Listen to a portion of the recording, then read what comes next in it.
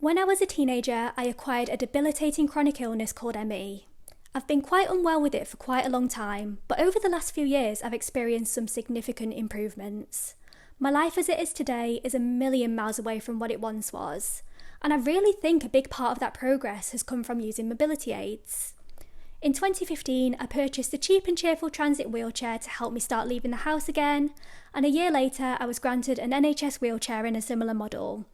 Fast forward a few years to 2018, and I made the decision to invest in an electric wheelchair, the Eden Comet from Eden Mobility. Now, it's definitely not a faultless chair, and my experiences definitely haven't come without difficulties, but I can confidently say that embracing mobility aids in all shapes and forms has changed my life for the better.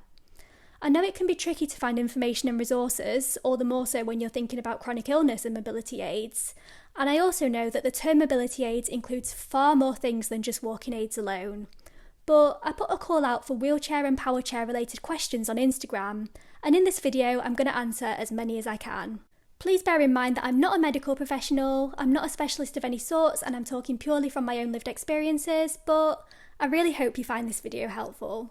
I'm going to do as many of these as I can before I need to go and rest. I have sheets, I have been organised. So the first two questions are kind of similar, and the first is, when do you know you should start using mobility aids? And the second is, how did you know it was time? I'm not sure I can cope with the stimulation of the outside world, but would love the option to get around more. So the thing that is quite unique with a condition like ME is that you can get to a point, as I'm sure anybody watching this will know all too well, where your health is so debilitating that leaving the house isn't an option at all. And for me, I did go through a stage where I was so unwell that leaving the house wasn't happening that frequently anyway. But when it did get to a point where I was going out a bit more, and it was actually at that stage where my struggles with standing and walking became even more profound and noticeable to me, because I was trying to do it more, whereas before I wasn't really trying to do it more. There would be times where I would want to go out and I would be deterred from going out because I knew I couldn't handle the standing and walking. I would feel well enough to go out, but I knew that I couldn't handle that element without the post-exertional malaise later. So if using mobility aids is something that could reduce post-exertional malaise for you, so for anybody who's new to this,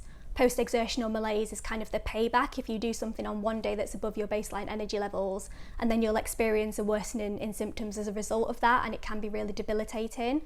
So I personally think that anything at all that reduces post-exertional malaise is worth looking into, because oh my goodness, it is not a nice thing. Using mobility aids isn't going to take away the sensory challenges that come with being out in the world with a condition like ME, so things like cognitive overwhelm, noise and light sensitivity. But if it can help you from a mobility perspective, then maybe it is time to start thinking about mobility aids. And hopefully through this video you're going to see that that's not a scary and awful thing, it can be actually a really, really positive thing. Any tips for tackling the people who get a chair will decondition or deteriorate view? And somebody else asked, I'm considering a mobility aid but I'm worried about my physical fitness getting worse. Am I wrong in thinking it'll make my condition worse? I wrote a blog post because this is such a key issue and so important to consider. I would love it if you went and read that blog post, if you gave a bit of time to reading that, because it's one that I'm very proud of and it's genuinely helping people. In a nutshell, the big thing that came with using a wheelchair for me was that it was helping to reduce the boom and bust that I was experiencing with my chronic illness, and it helped me to find a much more sustainable baseline. And after I did that, and I was no longer really jeopardising my health and suffering and struggling every time I left the house, it became easier to stabilise things. And then it did actually eventually get to a point, and I realised this isn't the goal for everybody, where my health felt stable enough that I actually managed to start very slowly and incrementally increasing my activity level, which is absolutely wild. So in actuality, using a wheelchair didn't lead to deconditioning in my case, and obviously you do have to be very aware and very careful of that, and it is probably a good thing to talk to medical professionals and other people about. But in my case, instead of deconditioning, it's actually, in my opinion, helped my condition to improve. How did you explain to medical professionals that they help when you've been told not to use them? I have a very good relationship with my GP and I've never been told not to use them. I'm just trying to think back to how it played out. So I think I went in and explained how a wheelchair was helping me to pace myself and to better manage my symptoms. And because at that time that was such a key thing and my GP knew I was really not having the best time ever, they were quite on board with it from the very beginning. And then when I later made the transition to a power chair, it was really easy to make the point that if I wanted to go out and use my transit wheelchair, I needed to have somebody else with me. I needed to have a companion to push me because I couldn't push myself.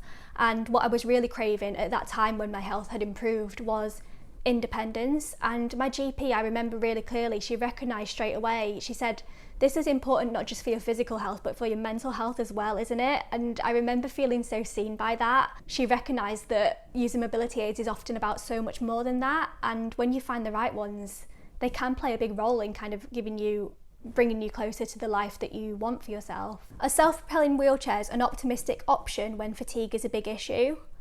And I can't talk from lived experience on this one because I've never used a self-propelling wheelchair. And that's because it's never felt doable to me. I don't think I would have the strength to consistently wheel myself, and I can't even imagine what the post-exertional malaise would have looked like for me on that one.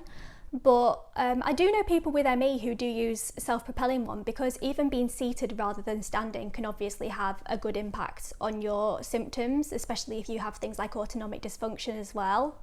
But I'd be tempted to suggest something like a rollator as an alternative mobility aid, one of those with the little seats in, so you walk and you hold on to it, but there's a seat if you need to sit down. You can get power add-ons for transit wheelchairs now, I think. Don't quote me on that, I'm not an expert, but I'm sure there's something you can get to add on to make it easier to propel yourself, or like those trike things. This is the thing, there's so many good options that are out there now, and there's new stuff that's coming out all the time, so I really think it's good to just look at what's out there and consider what your needs are and how different things might fit. Any advice on finding the right power chair for you, and are there any red flags to look for when shopping? Personally, I think it's so important to try before you buy, but I also appreciate that that isn't an option for everybody with ME. It might be that you don't live close by to any suppliers, or it might be that you're not well enough to go into a mobility shop and to try different things out. And I did actually have a question when I asked for these questions. I don't think I even said that these questions came from Instagram. I put a call out for questions. And one that came up that I didn't know how to answer was, how do you look at mobility aids when you're not well enough to go and look at them in person? And because I don't have an answer for that, I'd really love to hear. If you have any suggestions, please leave them in the comments below and I'll try and distribute that information, because that's such an important point for so many people. In my case, I remember looking at different options online. I had one brand in mind because this is not the great reason, because I knew there were suppliers local to me and it wouldn't be hard to go and try one. I found a design that was suitable for my needs, and I also thought it was quite nice aesthetically, which obviously isn't a big thing and it's not the most important thing, but it does make a difference in my experience as a user. I have the Eden Comet from Eden Mobility. I kind of had that in the back of my mind, and then I went to one of the branches to try it out. And I do think wherever possible, it's important to look for other people's experiences. If there's any reviews, if you know any disabled people, disabled bloggers, disabled influencers, maybe have a look at their online content and see what they're communicating about their experiences, because it might be that something looks great on paper, but when you're using it day in, day out, or however often you're going to be using it, it might be a different reality. Oh, and I wrote down that a really great resource for looking at reviews of mobility aids, not just wheelchairs, is a website called Access Your Life, and people can use that to upload reviews, and you can search different mobility aids and see what people are saying about them, which I think is such a great idea. Any particular things to look for or consider when looking for a mobility aid with ME? I think one of the big points to bear in mind here is the severity of somebody's ME. So with my power chairs are very expensive, and I was lucky in the sense that my needs weren't particularly complex, so I could get away with one of the more simple, more affordable models. The reason I say that is because while my ME was in kind of, I would say when I got my power chair, my ME was in the moderate, kind of mid-moderate level of severity. I didn't think I would be using it as much as I use it these days, now that my health has improved a bit. So I thought it was going to be only very occasional, whereas now I get a lot of use out of my power chair. And if I'd known that in the beginning, I perhaps would have saved up a bit longer, and I would have invested in a slightly better model. I definitely would have gone for a power chair with a higher back. Mine kind of stops midway down the back because that would save a bit of pain in my shoulders. I obviously didn't expect I would be sitting in it as much as I do now. And I wrote down that if you have moderate or severe ME, I'd be tempted to recommend one with better suspension or chunkier wheels, yes, to absorb some of the impact of uneven surfaces. So the chunkier the wheels, the smoother the ride is going to be, even on uneven pavement.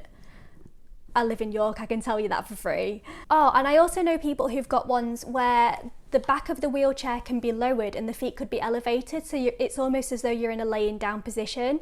And obviously for somebody who struggles to be upright for significant periods of time, that might be a good way of managing those symptoms even when you're out and about. The next few questions are about wheelchair assessments or purchasing the equipment. So you can obviously buy mobility aids yourself, and there are certain cases where you can be referred to be assessed for mobility aids on the NHS. That is the case for things like wheelchairs, and you can also temporarily borrow mobility equipment. Every local authority has its own NHS wheelchair service, and I was referred by my GP. So I don't want to make assumptions on behalf of other local authorities, but I think a GP can make that referral. What happens when you get assessed for an NHS manual wheelchair? I feel like I should say I've had a pretty good experience with mobility aids, as you might be able to tell, but in other areas of my life it's not smooth sailing in terms of things like qualifying for support, and if you follow me online you'll know that it just doesn't happen the rest of the time. But with my NHS wheelchair assessment, I literally filled out a form and completed some measurements with my GP. They sent that off, and I was then waiting for an appointment to go and see somebody in person, which is what I assumed would happen. And I got a call a few weeks later like, hey, your wheelchair's ready, come and pick it up. And I was like, I didn't even know I qualified for a wheelchair. How has this happened?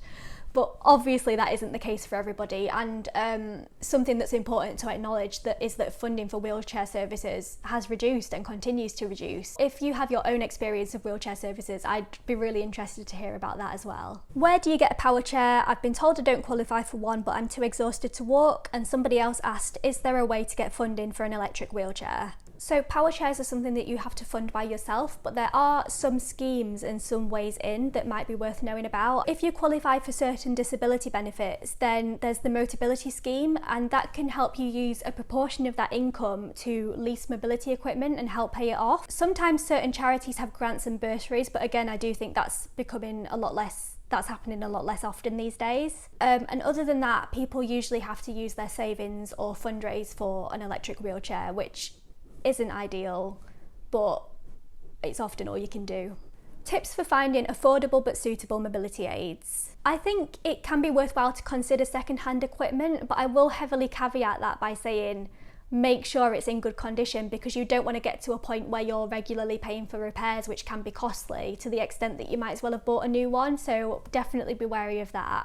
There are so many mobility aid providers now, so it's really important to browse what's out there and look at the different options. I am making a big generalised statement here, but back when I was looking, which was in 2018, the cheapest ones I found were Eden Mobility and Careco, and that's why I went with Eden Mobility. Like I said, my needs aren't complex, so I am privileged in that sense. The one I have is one of the most affordable ones you can get. If you're in the position that I was once in, where you're only going to be using mobility aids every now and then, not frequently, you're not at a point where you can regularly leave the house as much as you would like to, you might want to consider borrowing or renting mobility aids for those specific occasions.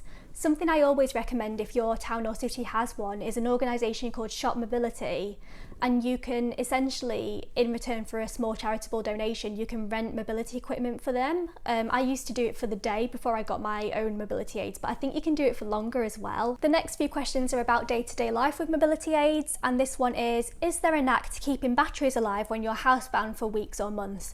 Oh my goodness, this is the bane of my life. So the thing about power chair batteries is that you have to keep using them and charging them even if you're not using them out of the house. If you don't do that, they become much less effective over the time, and that's a lesson I've had to learn in the worst possible way. Another thing to consider when looking at mobility aids for ME is if you're living independently and you don't have a carer or someone to stand by to help you with, please look at how heavy the battery is and make sure that you can lift and charge it yourself, because oh my goodness, mine, I might as well be doing a session at the gym. It's so heavy, and since then I've discovered much better options, but lifting my power chair battery causes post-exertional malaise in itself, and there have actually been times where I've thought I'm well enough to go out and use the power chair, but I absolutely cannot be doing with the power chair admin of doing the battery afterwards. So please learn from my mistakes and bear that in mind. And as well, if you aren't regularly charging your batteries, it might be that you have to replace them, and that's another additional cost that I think everybody could do without. Working around living in a non-accessible rented house. I can't advise on wheelchairs with this one, but when I was living in a non-accessible rented house, I did look into various other mobility aids. So you can get a freestanding shower stool, and that means that you don't need to seek anybody's permission to like attach it to the wall. You can just move it in and out yourself. There's also things like perching stools for your kitchen, different aids and equipment. I've got a blog post, I'll link it below, and it is different aids and equipment that can be suitable for helping to manage fatigue. So yeah, I'll link that below. That's probably the best thing to do. Power chair options for somebody without an MV needs to be lightweight or liftable. I'm presuming an MV is like a motor vehicle or a car. I don't know that for a fact, but we'll go with that. If you're using a car and you don't have an accessible car, a wheelchair adapted vehicle, that's it, which I don't. It can be good to look at mobility aids that come into different parts. So my power chair comes into 3 parts that can be lifted in separately. Again, they're very heavy, but it's not impossible. And there are different gadgets you can get now for lifting them to the level of your car boot to make that transfer a little bit easier. Sometimes even when power chairs don't come apart into separate pieces, you can get models that kind of fold in on themselves and become more compact, so they can be worth looking into as well. If a place isn't accessible or you have to get a chair out of the car, how do you manage that with ME? My answer to this depends on whether you will have a companion with you, but if I'm going somewhere that I already know is inaccessible, I tend to take the manual chair rather than the power chair. I wish that wasn't the case, because in doing that I do have to sacrifice my autonomy just because a lot of places in the UK are still inaccessible, but we're not going to go off on a tangent. We won't go into that one here. One workaround you can find sometimes is that if you're going to, say, an attraction or a public space, it might be that they have wheelchairs or even mobility scooters that you can rent out for the day. So that might save you the wheelchair admin of having to get yours in and out of the car. Oh yeah, so that's what I was talking about before. Recently discovered something called a portable mobility hoist. I saw it on Careco, I'm sure they're in other places as well. And you can put your equipment on it and then kind of crank it up to car boot level to make it easier for you to take it off again. And I've written down, again, it's spenny. It is spenny, and it's probably not worth it for me because I can manage if I've got somebody else's help, but if that is a struggle for you and something you're worried about having to do regularly, it might be worth looking into that as well. Is there anything you'd wish you'd known beforehand or would do differently? So I know I can't do anything differently to what I did back then, but one thing I would encourage you to think about if you live in a non-accessible house is how you're storing your mobility aids. If you have a step up to your house, you're going to need to think about where you're leaving your wheelchair or power chair. And for me, I have to leave my power chair in a communal outdoor area because I can't get it into my flat. So I suppose this applies with mobility aids of all different kinds. Make sure you can physically get them through the corridor if you're living in a flat or a shared space, and get them through your doors and into the space where you're going to use them. That probably seems so obvious, but it can be easy to forget when you find something that you think will really be a solution for you. I'm obviously not going to reveal too much about this, but if like me you're having to leave your wheelchair somewhere that is a shared space and not under your roof, there are things you can do. It's really not an ideal solution, but I've got lots of locks on it. It's in a locked shared space to start with. I've got additional locks on it, and I bought this weatherproof sheet, and that's quite good because you can just put it over the top of the wheelchair, and to an extent it's going to protect it a bit better from the elements, which is something I often worry about, especially with the battery. All of this means it does take a bit more of that valuable energy to get the power chair in and out, and again, it's that wheelchair admin, and there are times where I've gone out and had a lovely day and I come back and think, oh, I just don't have the energy to be faffing about with this, but it's what you have to do sometimes, and it's important to recognise that these are the things that come with owning a power chair. And for me, I have to remember, it's easier on some days than others, that the benefits of having the power chair outweigh the costs of the faff that come with currently being in an inaccessible building. This is a really good question. Any tips for carrying all your stuff when you don't have somebody with you, e.g. when travelling? There are chairs out there that have got a higher back than mine, and I have friends who manage to hang a rucksack over those, or they have one from the same mobility provider. They do bespoke ones that are fitted for that wheelchair. If it's got arms, you could get a tote bag and you could hang that over and put stuff in there. Something I like about my particular wheelchair is that it's got like a little basket underneath it, and it's not big at all, and most of it is taken up with the battery, which I do take out and about with me now because I'm not taking any chances with my wheelchair, not with my power chair now. It's getting on a bit. but I do try and squeeze stuff under there. But yeah, it's always been on my mind, like it wouldn't be possible for me to wheel a suitcase while using my power chair, and because I am lucky enough to be travelling and out and about a bit more, that was something that I had to consider.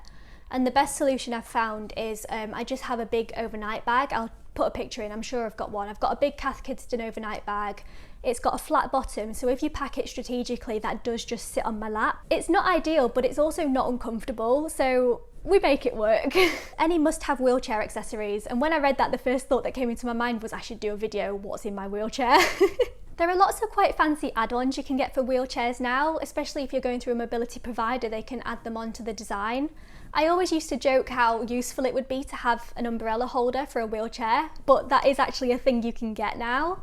You can get USB plugs. Obviously all of these come with a price tag, and these are like out of my budget at the minute, but they are viable options. Well, they're options. Because I carry my battery around with me, I have a little drawstring bag to keep the battery in. That's just like a charger that you plug into a wall socket, if you didn't know. So that goes in there, and that goes in the basket under my wheelchair. I always have an umbrella in my handbag. If the seat does get wet, it's also helpful to carry a cloth about with you where you can just give it a wipe on the seat or the back. Hear me out with this one, but if you aren't prone to wearing sensible shoes, one thing I do ever since, again, I learned the hard way, is I keep a plastic bag to hand, and if it starts torrentially raining, I put my feet inside the plastic bag on the footplates of the power chair. I remember vividly being in Disneyland Paris and it absolutely chucking it down, and I was wearing canvas trainers because apparently I can't be trusted to make good life choices. And yeah, you don't want to be wet and miserable for the rest of your day. So even though you might feel a bit silly putting your feet in a plastic bag, it's worth it. You can get as well big ponchos and stuff like that. I feel a bit self-conscious about having something like that, but I do think it's justifiable given it's going to make you a lot more comfortable. And then the big one for me, for absolutely years, whether I was using my manual or my power chair, in the winter, because with my ME, I get really cold and I'm very, very sensitive to the cold. I know some people have the opposite of that, but the cold makes me incredibly unwell. So I'd always have a blanket on my knee, and I'd always just get a generic, like, bit ratty blanket, and I'd just try and cover myself up as best as possible. But it would slip and it would fall, and it'd get caught up in the wheels and get muddy, and it was just a nightmare. And then last year I discovered bundle bean, and that's another one of those things where I wish I'd found it sooner. I will disclose that mine was gifted and I am affiliate, but I won't stop harping on about them now. I recommend them to everybody.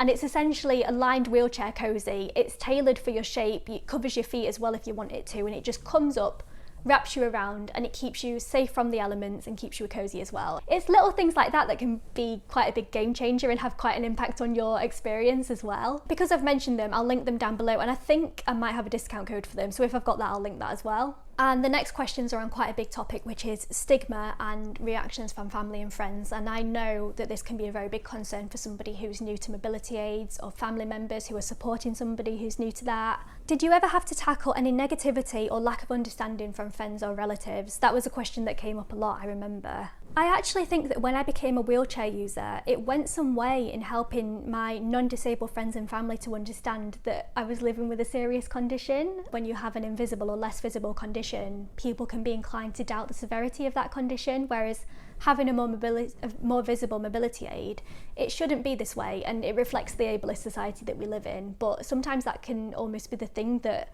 helps people to realise that what you're going through is something quite severe and life-altering. Luckily, I didn't really have hostility crop up. It was more kind of a misunderstanding. I would always try and explain, if somebody asked or was curious, that using mobility aids like a wheelchair can be a tool for helping you to manage your symptoms and to make your day more comfortable and more accessible, and reducing the post-exertional malaise the next day. Like many things with ME, I think you do sometimes have to weigh up whether the energy and exertion required to argue and fight your corner is worth it. I always think it's good to try and educate people where you can, but I was just smiling because it reminded me of something that happened the other day, which is quite illustrative of this. I am very comfortable with my mobility aid use now. It definitely wasn't always that way. I was very insecure for a very long time. I'll link a blog post about that down below as well, primarily due to the marketing of mobility aids. But these days I'm fairly comfortable with it. Sometimes issues crop up, but I'm very comfortable in my decision because I know how much it has changed my life. Sometimes when I'm out and about, little kids will look, obviously they will, and they will say, "Mummy, why is that lady using a wheelchair?" And the parents will look like they just want the ground to swallow them up. They'll be mortified about it. And some of them like try and shush them or just ignore them and hope that the situation's going to go away. I do just turn around and I just smile at the kid and I say, "I use a wheelchair because sometimes my legs don't work very well, and using this means that I can do all of the things I want to do." And usually it's a really nice interaction. The parents are grateful, the kids have learned, and they're not going to grow up to be hopefully as misinformed as earlier generations have been about disability. But I was on the bus the other day and a child asked the adult who they were with. They said, "Why is that lady using a wheelchair?" And I was having a not great symptom day, and I just checked in with myself and I was like, I'm really tired. We're not having a teachable moment today. I can't be bothered. So please don't feel any guilt if you just make decisions rationally, because with ME, everything takes energy and exertion, whether physical or cognitive. So just make sure you're checking in with yourself. Do some good when you can, but don't beat yourself up when you can't. I just want to caveat that by saying there's a big difference between children asking these questions because they're inquisitive and adults asking these questions because they're nosy. And you are never obliged to disclose your health condition or your situation. So you don't owe your story to anybody. So if it's an adult, that's a whole other shebang. It's a different situation. Does the public understand the concept of ambulatory wheelchair use? The answer is no, but it's getting better. Ambulatory wheelchair use, if you don't know, is the term for somebody who uses a wheelchair sometimes but not all of the time. It's often used by people who have a dynamic disability, which means their needs can fluctuate. And it's also the case that people use different mobility aids on different days. I have had quite the range of reactions over the years when I'll be using my wheelchair or my power chair and then I'll stand up. I might stand up to transfer to a seat in a cafe or to reach something from the shelf when I'm shopping. And people still sometimes act as though they're witnessing some kind of miracle, and you do have to learn to laugh at that. One that will always stick in my head is when I was in London and I got out of my wheelchair to go into an inaccessible restaurant, and there was a businessman power walking past me, and he was so busy gawping at me standing up from the wheelchair that he tripped over the pavement and fell on his face. And if I was a better person, I wouldn't laugh at that, but I mean, it was kind of that delicious sense of irony. And then there was another one fairly recently, actually, I think it was last summer, where I stood up to get something out of my bag, and there was a woman in this cafe pouring water from a jug into a glass, and she was so busy looking at me that she overflowed the glass and the water went on her meal and ruined her meal. You couldn't write it, you couldn't make it up. It's one of those times where I thought my life should be a sitcom. Does wearing the sunflower lanyard when using the chair help in reducing ignorant comments? The sunflower lanyard, if you don't know, is a symbol that somebody has an invisible disability. If they're putting it on, they are making it recognisable to people in public spaces that they might have additional needs. I personally have found using a sunflower lanyard really helpful when I'm not using mobility aids. But it was only when I read that question I realised that I don't really wear it when I'm using mobility aids, so I'm not really sure. Yeah, maybe I'll give that a go and report back. Does the nature of ignorant comments differ when using a power chair versus a manual chair? When I used a manual chair, and obviously my disability isn't particularly visible, so when people see me using the manual, something that did happen a few times is that people assumed it was a temporary thing. It was like a result of an accident. It wasn't a long-term solution. Yeah, I have had people come up to me when I'm using the manual pushed by somebody else and been like, "What happened to you then?" Like, because they think it's going to be a funny story or something temporary. I shouldn't be smiling about that because it's not right, because one, people should mind their own business, and two, we have much further to go in our understanding of disability and long-term conditions. But yeah, like I said, you do learn to laugh at these things. They seem to take my needs a little bit more seriously when I'm using the power chair, because I think they kind of recognise that somebody wouldn't have this piece of equipment if they weren't experiencing something significant. That's not to say that they don't do questionable things when you're a power chair user sometimes. Like, I have people, oh my gosh, when I was on the train a while ago, I was sat next to somebody who had a big bag of rubbish, and when they got up to sort themselves out, I had transferred from my power chair into a seat. They put the bag of rubbish on the seat of my power chair, and I was like, I'm not a very assertive person, but I was literally like, please, can you not do that? That costs a lot of money. I don't want your stinky rubbish on it. Anyway, how do you deal with issues like feeling like you're faking it? I wish I had a better answer for this, because even though I am very comfortable with my use of mobility aids and they have made a visible difference to my quality of life, I do sometimes end up gaslighting myself a bit, and because society makes you think when you have a less visible condition, Especially a condition like ME, many of us have experienced so much gaslighting from medical professionals that you do end up questioning your needs and your adjustments, if you're anything like me anyway. The way that wheelchair users have typically been portrayed in the past in the media and stuff like that is as somebody who can't walk at all, and that's just not the case. The majority of wheelchair users aren't full-time wheelchair users, and I don't think that's recognised enough. However you're using mobility aids, whatever you're using, how often you're using it, please remember that your needs are valid, you're doing what's best for you, and at the end of the day, that's the thing that matters more than anything else. Just a couple of quick things that didn't come up in the questions and I thought were important to share about the experience of being a wheelchair user with ME. Like anything, being in a transit wheelchair or any kind of mobility aid is something that you have to build up slowly. Pace yourself. The first times you do it, do a little bit less than you think you're capable of and see if you can build up your strength and resilience. Don't